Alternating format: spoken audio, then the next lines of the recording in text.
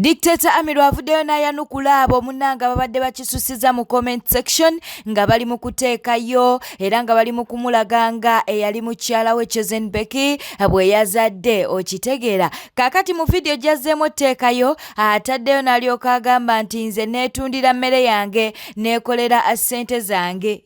Mbu yasigala kuba nti n'asaavinga bakasitoma be okitegeera nakukola ssente. Katubeere nga tukuwa akatambi kano. Nze nasalawo kwesaavingira bakasitoma bange mmere. Tata Eva omulaba gwe wasotya n'ebyennyanja. Bakasitoma bange bagambye era amasala bagakwatire kwa Amiri Foods Restaurant. Abamu bo bagambye ffe twagala kyennyanja kiramba tukituuleko tukisoosootole tukiwuliremu. Era nange wenkoze banaye mwebale kumpagira nsi. Subscribing, liking, lekawo bakabwawo mu comment section. Baba jibu twogera ku mwana wa Chosen Becky munnange wuuyo katubeere nga tukuwa akatambike nga yaniriza omwana omuto wa Chosen Becky gwe yazadde oba nga yaniriza muganda we nga bwe mumanyi baba jibu. abiganye akatambika kano. Soko mbuzeeko ofukamidde bulungi gende olyoke sokoddemu ebibuuzo byange. How old are you? Olina emyaka ebiri okakasa? Olina 2?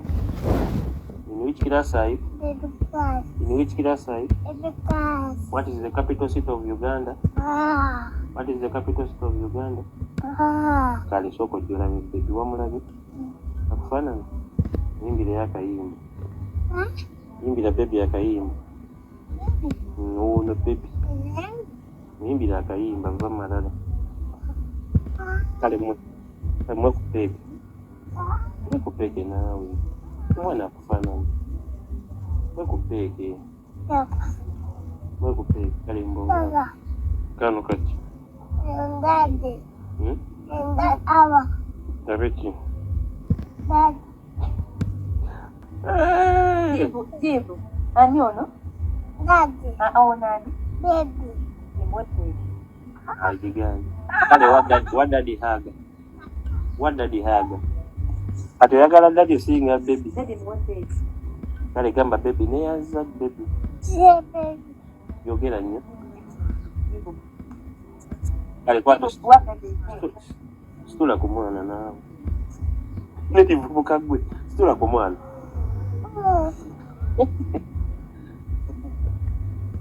Kale kwata kano. Neyanza. Yes. Ewe yanziza sebo. Eza jangu. Jangu siteku baby. You come. It's okay. Tekeko migera mbulire experience. Bwetweyongerayo Tamale Mirundi Junior kyakoze Palaso kibadde ekikambwe avuddeyo ku lutalo olugendera ddala mu maaso wakati wa Palaso kw'ossa ne King Saha agambye nti ebyokulwana byaggwako dda. Aliwo obulamu bw'obeeramu n'owulira nga ne gavumenti eno togirinaako buzibu. Mwali mukirabyeko nammwe kati nze obulamu bwendimu gavumenti eno sigirinaako buzibu. Afuge paka bwalifa. Okitegeera? Waliwo obulamu bw'obeeramu nga toyagala president aliko aveeko kati yenze. Eating, drinking, sleeping, playing sex. Lwekyangambye ensazi omubiri negatta nnyo ennaku zino. Ne sex naye mbu asala omubiri. Try it. Negwa alina okuba wansi nga bakuli waggulu awo osale omugejjo osale kiro odda wansi odda waggulu bugendo mala n'akasabuni nako kakoza kamanyaako akasoap. We all have families that have contributed to the president. There are so many. Hey mama singa buli family emanyi president yeyisanga mmwe singa eseriwa. We all contributed something. But we are humble people. Palaso, we not talent. Palaso singoli wala. Yokubera mu bintu twebye bitakugattako. Palaso singoli wala. Gwalumba aliyeni, gwalumba Kingisa. Who are you? Gwani? No, enough is enough. Tetugenda kusoka kufiirwa abantu and we act.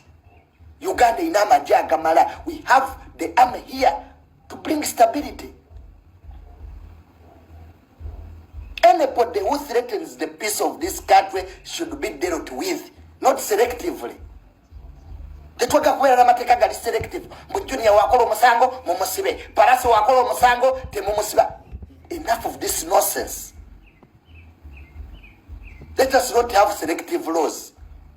Nti abanopu webakola the same things ba Palaso webakola. Bonga mutunuleri. Twina abana banopu abali makomera. Same stories. Why don't you arrest these boys?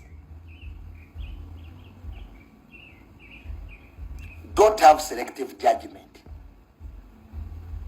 Nobody is above the law. Nobody is above the law. Everybody is a Ugandan. But you cannot have hooligans, ebivubuka, ebiyaga. Bimaso kumwenjaga yabyo. Because ebirumbi abantu. Innocent people. Kati singa abantu bafudde emirambo ena. Ebyo mulwana ebyo. Omuntu ajja kujjanga yakoowa. Ng'alina mabbali. Akukube peva. Bakutwali wali emulago.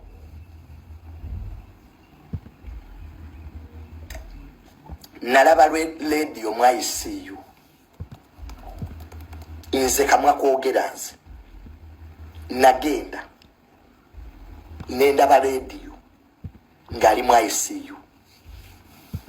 N'omuyimbi gwe nagenda naye. Nga radio tasobola kwogera. Nga is brain dead. Nga bawulo nga tayogera. Radio yaliko mu ICU nga bola basitatu boti. Nga basawo babula ko kubika mubike. Nga byuma bye bimukwatiridde. Nenga radio kyekyamuleetera obuzibu kulwana. Kulwanira mabala indiscipline. Radio singa wali indiscipline buli wobera ng'oli wakabi. N'otabaamu mpisa ofa mangu. Let me tell you, if you are powerful, if you are famous, and you lack discipline, you die very fast. Because abana bakopa dinemize. Kuzolwacho abana batandisa okwetta. Babiraba. Abana dinemize jamwe bagikopa. Buli muzomo bigutandikira mu bayimbi. Egusasane gwanga. Because these children are your role models. When you pick up your fellow musician, it becomes normal that we solve grievances by fighting. Really, kumyaka jamwe. Nimwe zimbya ne mulego obufuba. To prove what? To prove what? Mwagala provinga cheggwanga cheritaba wadde. Abayimbi muli bagagga. Ugandans support your music. Is that how you pay us? By making yourselves idiots, lumpen and hooligans? Are we going to praise that? And today we know to kubengalo. That's wrong. That's entirely wrong. And you mean be nalowooza nti tukyaliko yo music industry ey'okwekuba ebyo byaggwa byali bya fire base edda. Bobi Wine ne Chameleone we beekubanga Bebe Cool neka ebyo byaggwawo. Today we are in the modern era. Omuyimbi da mu studio yimbe. Ebyo byaggwawo ebyo ebyedda bye twawuliranga mbu Bobi Wine ne Bebe Cool ne beesanga mu siriki ne beekula ne beekuba to pull headlines. that is a bygone. Tobula Diamond Platinum abasinga, tobula ba Nigeria bajjano ne baba kinalako because abanayimbi ba Uganda, some of you are very fake. Mwino obuyisayisa obwekyalo. Kiki kutambuzanga toyambadde oli mu vest.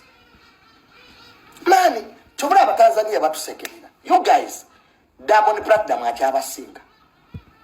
Tunuli nyaba ya Diamond Platinum yoka. Look at Diamond Platinum mu Tanzania.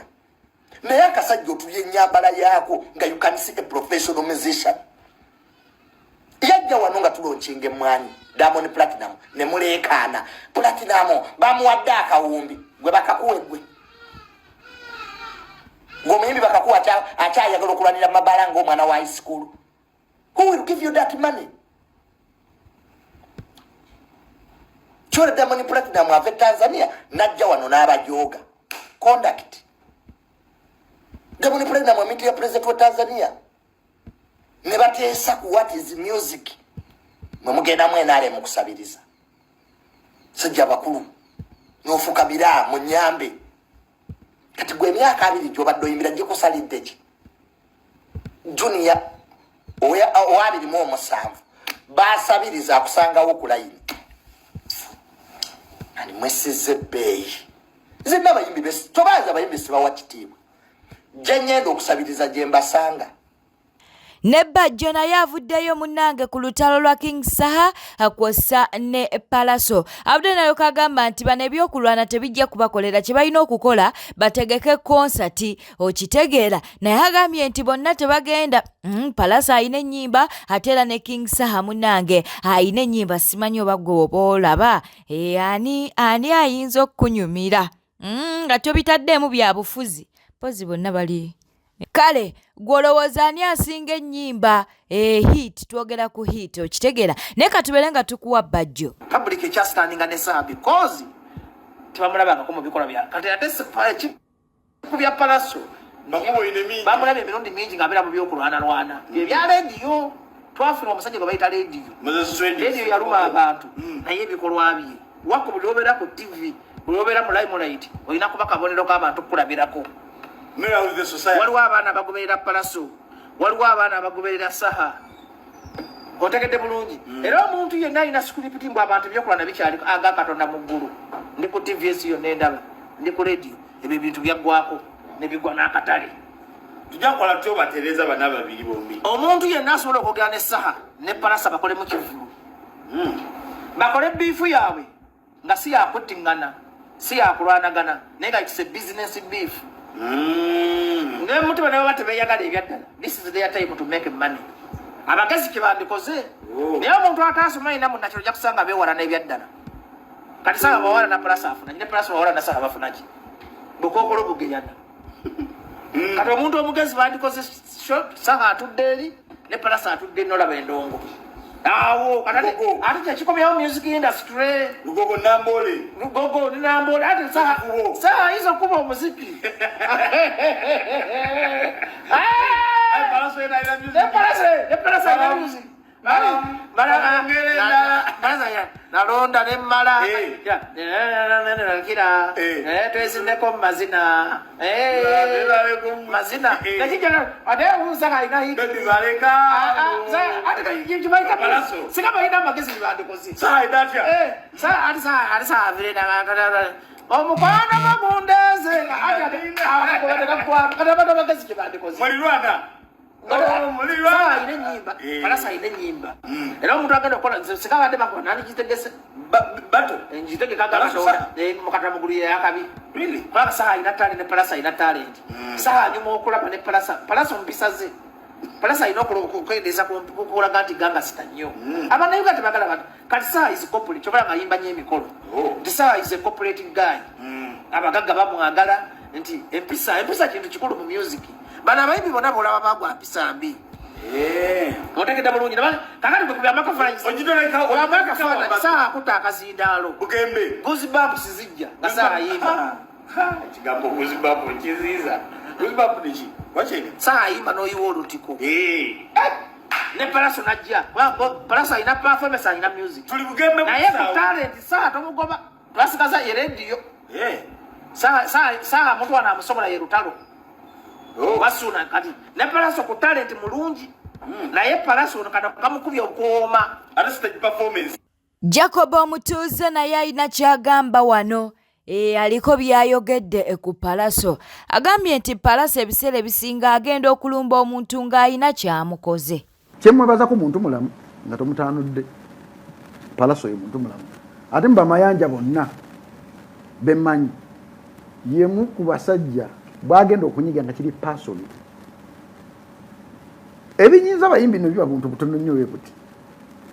Bwetegereza videos za King Saha zaakola Kabaka zirimu okuvuula ennyo Chameleone mu ngeri eri machuwa naye wobanga olina otegera so otegera nti kati message eno ya Chameleone naye kugamba nti Palaso oyo nti Palaso mu baana bonna abamayanja I think yomu ku basajja ate eri antama ate yomu ku basajja abalwanyi ng'asazeewo okulwana nze kinnuma nti bonna bakulidde mu nnyumba emu nti bino byebakola balina kuno obujulizi nti bannaabwe tebakyaliwo lwa bintu ebyo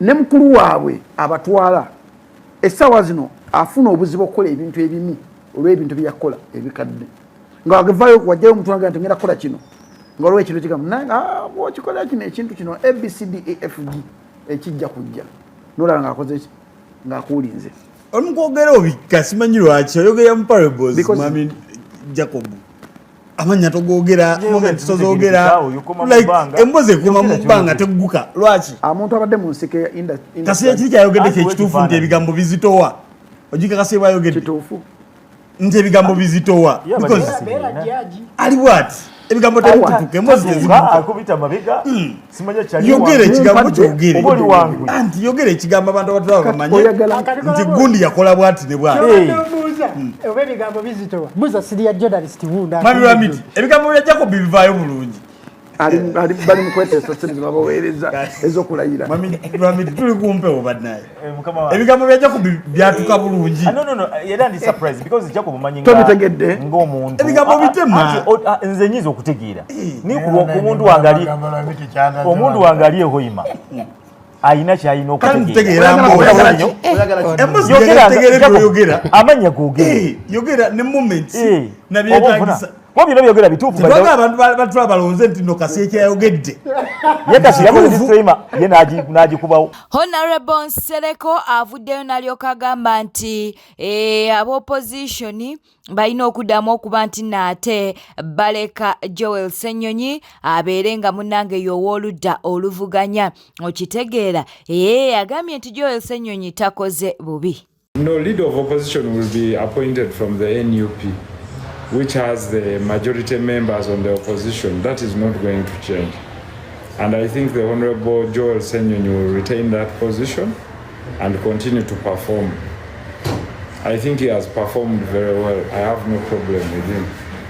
Joel at his level leading in Parliament. He has been available, very flexible, very eloquent and respectful. I pray and hope he galvanizes the opposition and continues to do so. I think Joel has done his work. I don't think there is anything to stop him. Benita bakyagenda mu maaso n'okuba nti nno bamuvuma. Akatambi ke yakoze ng'agamba nti President Museveni ajja kulayira bw'aba Nuupu tebalina kye bazzaako kakyamuleetedde obuzibu kye bamukola ku mutimbagano kyo kikambwe akatambi kaakano n'ogwola mugulaba unogwola gulalu onomwola mulalu tewulaga sinikasinika ebinyo mu vidiyo ze bibudo ejja kulanga sinikasinika ebinyo tekimalayo fiti baganda bange n'evidiyo ekyakoze mugiraba ye ajja benga ey'omuzannyo naye mu nsi muno olaba ebiseera ebisinga ambulensi ereekaana tetwala wuwo ate no kanyongera okujuliza ku kiwala ggwe tukulize mu film leeta nga obwakedde n'okola vidiyo eyo bwe bujjokkeera tukujjukize vidiyo eyo nzirwadde oli mulalu nkugambako mazima omanye guno gwola gulalu gwebirangana esaula libya mu kiyumba nga gunywa amazzi ga toyireti nga gukwata mu toyireti ne gusaamu ekikopo ne gunywa negusaamu ekikopo ne guzina ne gwefungula kati gulalu ate katwebwadde e Kampala sozo ati manyi kati sozo yagufumitamu kaawo kati yagutuma sozo kola video nagunde gukola tukusaasidde gwe ojja kiwulira naawe ino Uganda Bono Benita 256 Madam Violence mbwali Bahrain oloza simanyi ali Bahrain omunsi nzo mutegera yasookera Dubai mu bed space giyatamiriranga ne bamugubanga mu bed space oyo mutamivu ani atamumanyi kyogamba gwo munsi nzo oyo mukazi mukulu yazala dobwana nabuleke Uganda yakuba debyeyo ense mukulu kusa akala MC mukulu nyadda yabona dda so government wamwita no muwo obusente katuna yamuyamba nafuna ka following government wamwita ne muwo obusente nekigwamu tagenda kujonkera bana banchuka boy wano tugenda alemezamu tugenda kutunka naye oyo malaya chimpi chiringe chine gasia tongambo yo kasasiro wam ngenda mukakanya mpaka tugenda kuvaawo naye Mrs. Violence, it's time for violence. Tugenda vaawo bubiboya bwiti etambudde obadde mulabi mulungi obale kwekumira ku Newspark channel kankusobere ng'osubscribinga olikinga n'okuleka obubaka bwawo mu comment section beera bulungi weeraba